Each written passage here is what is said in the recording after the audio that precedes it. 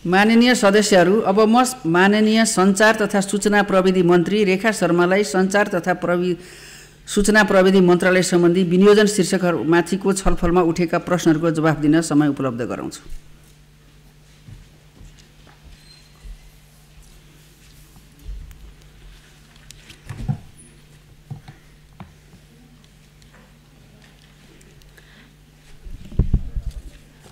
सामान्य अध्यक्षज्यू,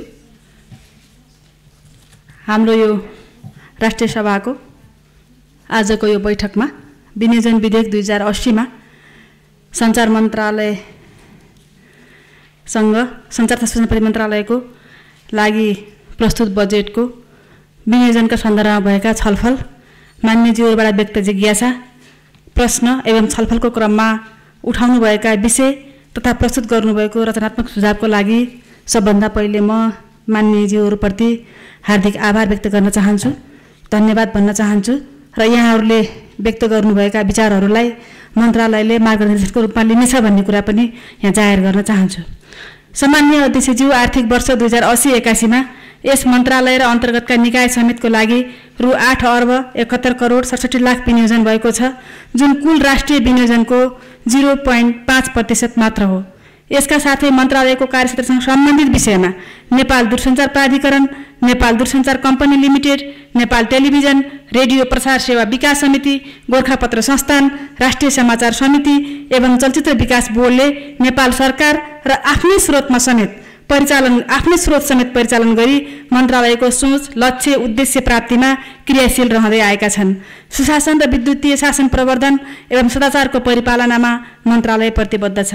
सामान्य अध्यक्षज्यू, अब म मान्य सदस्यज्यूहरूले मन्त्रालयसँग सम्बन्धित बजेट तथा कार्यक्रम उप छलफलका क्रममा राख्नुभएका जिज्ञासा एवं उठाउनुभएका सन्दर्भहरूलाई प्रश्न उत्तरको रूपमा भन्दा पनि विषय र क्षेत्रगत रूपमा सम्बोधन गर्न चाहन्छु।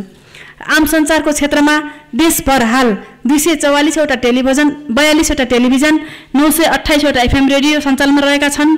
हालसम्म 7979 पत्र पत्रिका र 3990 अनलाइन पत्र पत्रिका दर्ता भई सञ्चालनमा रहेका छन्। सबै नीति र कानुन तर्जुमा गर्दा प्रेस स्वतन्त्रताको सुनिश्चितता कायम गरिनेछ। आम सञ्चार क्षेत्रलाई मर्यादित, जिम्मेवार, जवाफदेही, उत्तरदायी र विश्वसनीय बनाउन आवश्यक नीतिगत तथा कानुनी सुधारका लागि विद्यमान ऐन कानुनमा समसामयिक संशोधन तथा नयाँ तर्जुमा गर्नुपर्ने देखिएको छ। मन्त्रालयसँग सम्बन्धित कानुनहरूको तर्जुमा, संशोधन एवं परिमार्जन गर्न मन्त्रालय योजनाबद्ध रूपमा लागिरहेको कुरा मान्यज्यूहरूलाई जानकारी गराउन चाहन्छु। राष्ट्रिय सूचना आयोगको सम्पर्क मन्त्रालयको रूपमा सञ्चार तथा सूचना प्रविधि मन्त्रालय रहेको छ। सूचनाको हकको कारणको नियमन गर्ने निकायको रूपमा आयोगले कार्य गर्दै आएको छ। सार्वजनिक सूचनामा आम नागरिकको पहुँचको सुनिश्चितताको लागि मन्त्रालय प्रतिबद्ध छ।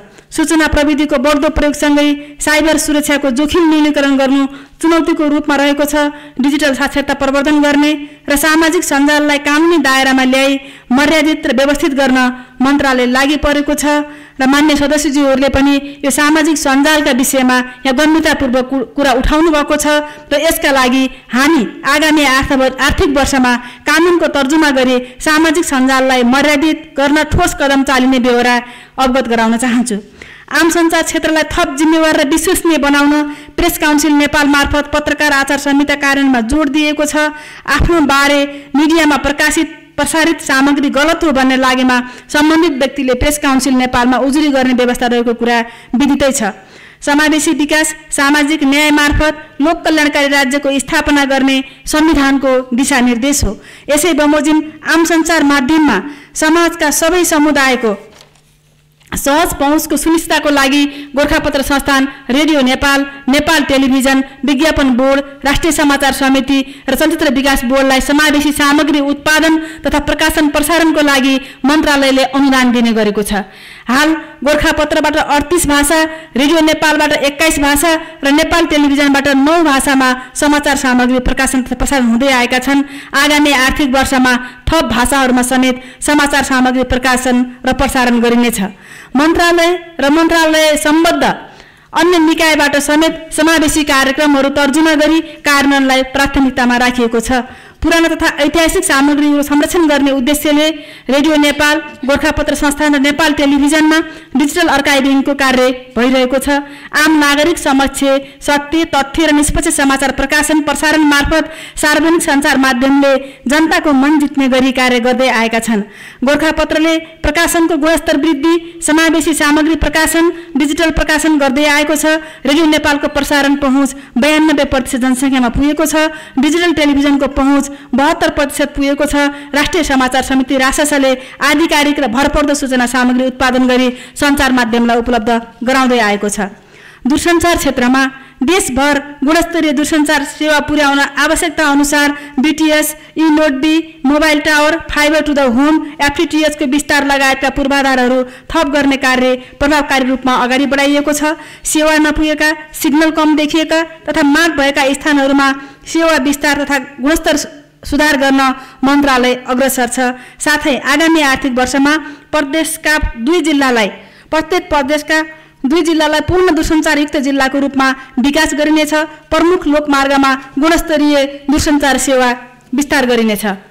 सूचना तथा सञ्चारको पहुँच वृद्धि गर्ने उद्देश्यले सुरु भएको ब्रोडब्यान्ड इन्टरनेट सेवा सबै स्थानीय तहका केन्द्रमा पुगेको छ भने सबै वडा तहमा गुणस्तरीय इन्टरनेट सेवा पुर्याउने लक्ष्य लिएको छ। 4390 स्वास्थ्य केन्द्र र 5318 सामुदायिक माध्यमिक विद्यालयमा समेत ब्रोडब्यान्ड इन्टरनेट जडान कार्य सम्पन्न भएको छ। नेपाल दूरसञ्चार प्राधिकरण मार्फत आगामी आर्थिक वर्षमा ब्रोडब्यान्ड इन्टरनेट सबै सामुदायिक विद्यालय र सबै स्वास्थ्य केन्द्रमा विस्तार गर्ने कार्य प्रारम्भ गरिएको छ। नवीनतम प्रविधिको उच्चतम प्रयोग गर्दै देशभर गुणस्तरीय दूरसञ्चार सेवा प्रदान गर्न सेवा प्रदायकहरूलाई प्रोत्साहन गरिएको छ। नेपाल दूरसञ्चार कम्पनी लिमिटेडलाई 5G परीक्षणको अनुमति प्रदान गरिएको छ। आगामी आर्थिक वर्षमा व्यावसायिक रूपमा यसको सेवालाई विस्तार गर्दै लगिनेछ। सूचना प्रविधिमा सुशासन, विकास र समृद्धिका लागि डिजिटल नेपालको दूरदृष्टिसहित 2076 सालबाट सुरु भएको डिजिटल नेपाल फ्रेमवर्क कार्यान्वयनको सिलसिलामा 8 क्षेत्रहरू डिजिटल फाउन्डेसन, कृषि, शिक्षा, स्वास्थ्य, ऊर्जा, पर्यटन, वित्त र शहरी पूर्वाधार तथा उक्त क्षेत्र अन्तर्गतका 80 वटा पहलहरू मार्फत कार्य भइरहेको छ। ती क्षेत्रहरूमध्ये डिजिटल फाउन्डेसनको यस मन्त्रालय र बाँकी क्षेत्रको सम्बन्धित मन्त्रालय तथा निकायहरूको समन्वय मार्फत कार्यान्वयन हुनेछ। विद्युतीय तथ्याङ्कहरूको सुरक्षा भण्डारण र उपयोगलाई व्यवस्थित बनाउन विद्युतीय तथ्याङ्क सुरक्षा नीति तर्जुमा गरिनेछ। साइबर सुरक्षासँग सम्बन्धित विषयहरू एकीकृत गरी राष्ट्रिय साइबर सुरक्षा नीति मन्त्री परिषदमा लैजाने तयारी अन्तिम चरणमा पुगेको छ। हाल 24 घण्टा सञ्चालन भइरहेको साइबर सुरक्षा सञ्चालन केन्द्रलाई प्रभावकारी बनाउँदै साइबर सुरक्षा रेस्पोन्स टिम गठन गरी साइबर जोखिमको पूर्वानुमान र जोखिम न्यूनीकरणलाई थप प्रभावकारी बनाइनेछ। वेबसाइटमा हुन सक्ने साइबर जन्य सुरक्षा जोखिमको न्यूनीकरणको लागि वेब मोनिटरिङ प्रणालीको सुरुवात भएको छ। हाल 24 घण्टा सञ्चालनमा रहेको सरकारी डाटा सेन्टरको स्तरोन्नति गरी हेटौँडोमा डिजास्टर रिकभरी सेन्टर सञ्चालनमा ल्याइनेछ।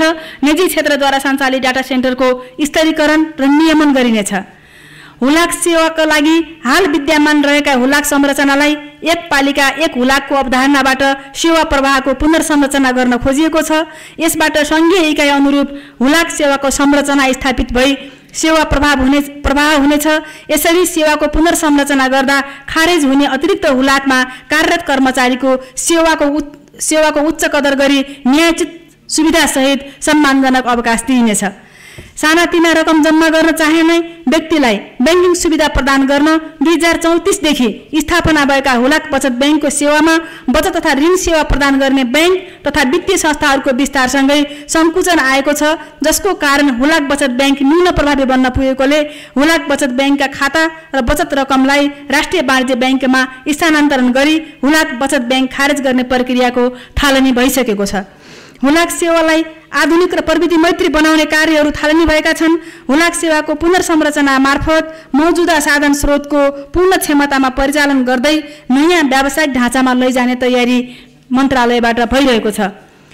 चलचित्र क्षेत्रलाई सृजनशील, सांस्कृतिक तथा मनोरञ्जनात्मक उद्योगका रूपमा विकास गर्ने तथा चलचित्रको माध्यमबाट देशको भाषा, कला, संस्कृतिको संरक्षण तथा अन्तर्राष्ट्रिय स्तरमा समेत पहिचान बढाउने उद्देश्यका साथ स्थापित चलचित्र विकास बोर्ड मार्फत दोलखामा सार्वजनिक निजी साझेदारीमा फिल्म सिटी निर्माण गर्ने कार्यक्रम रहेको छ।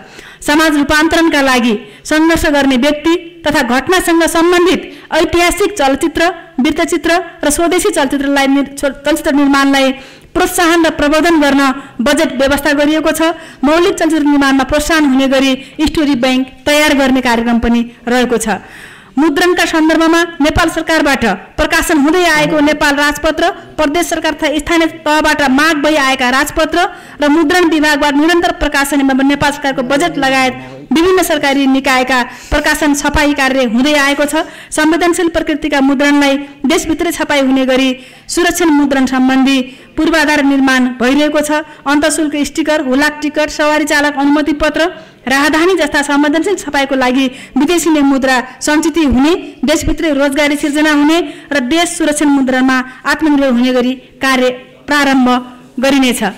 सम्मान्य अध्यक्षज्यू, सञ्चार तथा सूचना प्रविधिको क्षेत्रमा भएको तीव्र विकासले आर्थिक, सामाजिक, शैक्षिक लगायतका विभिन्न क्षेत्रमा प्रभाव पारेको छ। विश्वमा विकसित नवीनतम प्रविधिको प्रयोग गर्दै समृद्धिको लक्ष्य हासिल गर्नुपर्ने अवस्था छ। आगामी आर्थिक वर्षमा मन्त्रालयले सञ्चालन गर्ने कार्यक्रमहरू गुणस्तरको सुनिश्चितता सहित समयमै सम्पन्न गरी लक्षित उपलब्धि हासिल गर्ने गरी कार्यक्रम बनाउने प्रतिबद्धता व्यक्त गर्न चाहन्छु र यसका लागि विगतमा जस्तै मान्य सदस्यज्यूहरूको साथ र सहयोगको अपेक्षा पनि गरेको छु र फेरि पनि यहाँहरूले दिनुभएको रचनात्मक सल्लाह सुझावलाई मन्त्रालयले कार्य सम्पादनको सन्दर्भमा मार्गदर्शनको रूपमा लिने कुराको विश्वास दिलाउँछु र फेरि पनि प्रश्न उठाउनुहुने, जिज्ञासा व्यक्त गर्नुहुने र सुझाव दिनुहुने सम्पूर्ण मान्य सदस्यज्यूहरूलाई मन्त्रालयको तर्फबाट र मेरो आफ्नो तर्फबाट पनि हार्दिक धन्यवाद व्यक्त गर्न चाहन्छु। धन्यवाद। माननीय सदस्यहरू, माननीय सञ्चार तथा सूचना प्रविधि मन्त्री रेखा शर्माले दिनुभएको जवाफका सम्बन्धमा स्पष्टीकरण माग गर्न चाहनुहुने मान्य सदस्यहरूलाई समय उपलब्ध गराउँछु। विनियोजन विधेयक अन्तर्गत सम्बन्धित मन्त्रालयको विनियोजन शीर्षकहरूमाथिको छलफलमा भाग लिनुभएका मान्य सदस्यहरूले मात्र स्पष्टीकरण माग गर्न पाउनुहुने बेहोरा जानकारी गराउँदछु। स्पष्टीकरण माग गर्न चाहनुहुने प्रत्येक मान्य सदस्यलाई 1 मिनेटको समय निर्धारण गरेको छु।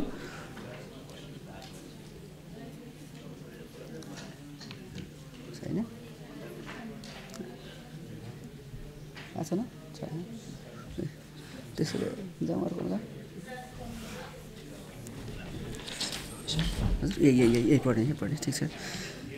मान्य सदस्यहरू, सञ्चार तथा सूचना प्रविधि मन्त्रालयसँग सम्बन्धित विनियोजन विधेयक 2080 माथिको विनियोजन शीर्षकमा माननीय सञ्चार तथा सूचना प्रविधि मन्त्री रेखा शर्माले दिनुभएको जवाफको सम्बन्धमा स्पष्टीकरण माग गर्न कुनै पनि मान्य सदस्यबाट नाम प्राप्त नभएको बेहोरा जानकारी गराउँछु। मान्य सदस्यहरू, सञ्चार तथा सूचना प्रविधि मन्त्रालय सम्बन्धी विनियोजन शीर्षक माथिको छलफल यही समाप्त हुन्छ।